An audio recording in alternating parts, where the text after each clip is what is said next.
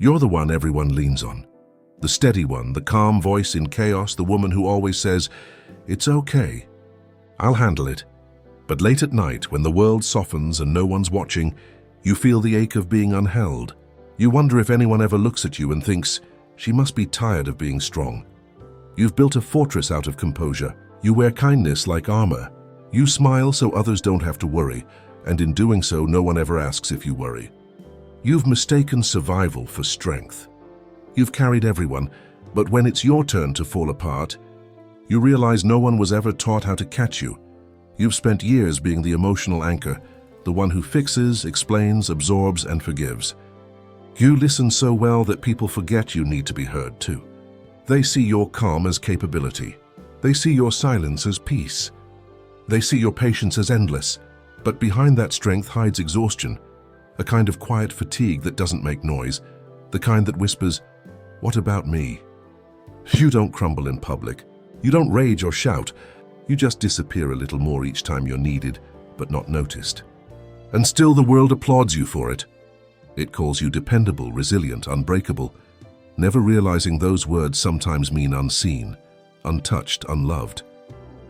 It began quietly, long before you knew what strength even meant. When you were a little girl who learned that love had rules, that being good meant being calm, that being liked meant being easy, that being safe meant never being a burden. Maybe your tears made someone uncomfortable. Maybe your anger was met with silence. Maybe you reached for comfort and were told to stop overreacting. So you became careful. You read the room before you spoke. You learned how to soothe others before they ever had to soothe you. You became fluent in peacekeeping. You were praised for being mature, responsible, and understanding. But no one saw that you were just trying to survive, trying to keep the love that felt so conditional. In those early years, you made an unconscious promise. "I'll be what everyone needs, so I won't be left alone." You built strength out of fear. You confused being composed with being safe. And slowly, the girl who once wanted to be held became the woman who holds everything together. Now, that little girl lives quietly inside you, in board meetings, in family dinners, in friendships where you listen more than you speak. She wears your body like armor, still scanning every face for signs of disappointment, still believing that being needed is the same as being loved. You apologize before you've done anything wrong. You say it's fine even when it isn't. You tell people, "Don't worry, I can manage," even when your hands shake from holding too much. You stay calm when others panic. You're the one who makes sure the bills are paid, the emotions are managed, and the chaos stays contained. But inside, you ache for someone to notice the cracks, for someone to say, "You don't have to be strong today." Yet when they offer help, you flinch because you don't know how to receive it anymore. Strength has become your identity, and the idea of falling apart feels like failure. You've mistaken your numbness for resilience. You've mistaken your silence for peace. The world sees the strong woman. No one sees the lonely one inside her. Psychology has a name for this, the fawn response. It's what happens when your nervous system learns that safety comes from pleasing, not from being yourself. It's not a weakness. It's an adaptation. When you were young, your brain wired itself to anticipate other people's needs, to prevent rejection before it arrived. That constant scanning, soothing, adjusting, it was your body's way of saying, "Please don't leave me." Over time, that response became your reflex. You began to equate love with labor, value with usefulness, and peace with silence. Carl Jung once said, "What you resist not only persists but grows in size." You've resisted your own softness for so long that it's become the very shadow you now live in. Modern psychology calls it hyper-independence, a trauma of self-sufficiency. You've built an identity around never needing anyone, because once needing someone made you feel powerless. But here's the truth, you weren't born strong. You became strong to survive a world that didn't know what to do with your sensitivity. The world rewards women who hold everything together. It praises the ones who smile through pain, who manage homes and hearts and work as if exhaustion were a crown of honor. You were told that good women don't complain, that kindness means self-sacrifice, that love means patience no matter the cost. So you learned to hide your anger behind gentleness. You softened your boundaries to keep the peace. You made yourself small in rooms that celebrated your strength, but only when it served others. Society romanticizes your endurance. It calls you strong, but it doesn't ask what that strength has cost you. It doesn't see how being the strong one often means you cry in silence, how you hold everyone's secrets, but have no safe place to tell your own.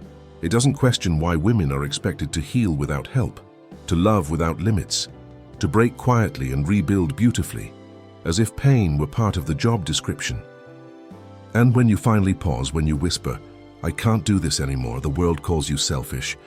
But you're not selfish. You're simply tired of performing strength to earn love. There comes a day when the mask begins to crack, when the mirror you've polished for years, reflecting calm, grace, control, finally fogs over from the heat of your own unspoken pain. It happens quietly. Maybe you forget to answer a message. Maybe you say no without apologizing. Maybe you finally let yourself cry in the middle of the afternoon, and for once you don't rush to clean it up. That's the moment the old version of you begins to dissolve. The woman who believed that silence kept the peace realizes, silence only teaches others that your pain is negotiable.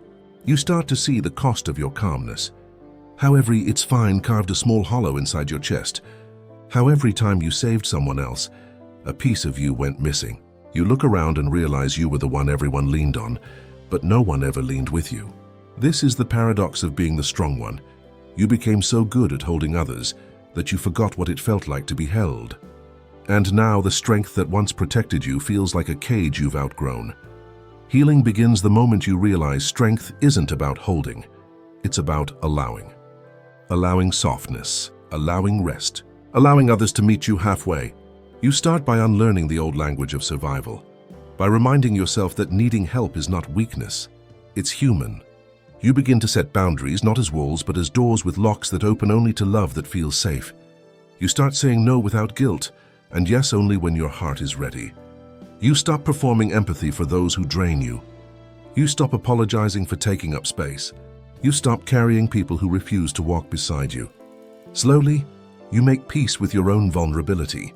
You begin to see that the strong one and the soft one were never enemies. They've just been waiting to meet.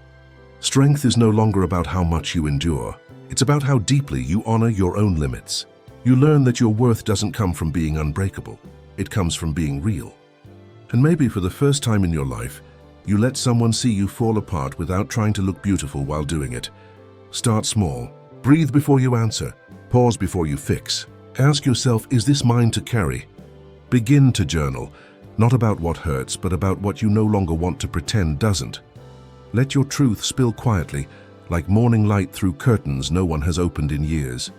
Practice saying no without adding an explanation. You don't owe the world an essay for protecting your peace. When someone offers to help, try not to say, "It's fine, I've got it." Try instead, "Thank you." That would mean a lot. Let love come toward you without earning it. Walk slower, eat without rushing, cry without apology. You are not fragile for needing rest. You are not selfish for choosing yourself. Every small act of gentleness toward yourself is rebellion against the lie that you must always be strong. And someday soon, you'll look in the mirror and finally recognize the woman staring back. Not the caretaker, not the fixer, not the calm in everyone else's storm, but the human beneath it all. You'll see the softness you once called weakness and realize it was always your power. The world taught you to be strong to be loved, but real love begins when you stop performing strength. You will breathe without bracing. You will rest without guilt. You will remember that you were never meant to be the constant hero in everyone's story. Because even oceans need stillness. Even pillars need grounding. Even the strongest women need to be held.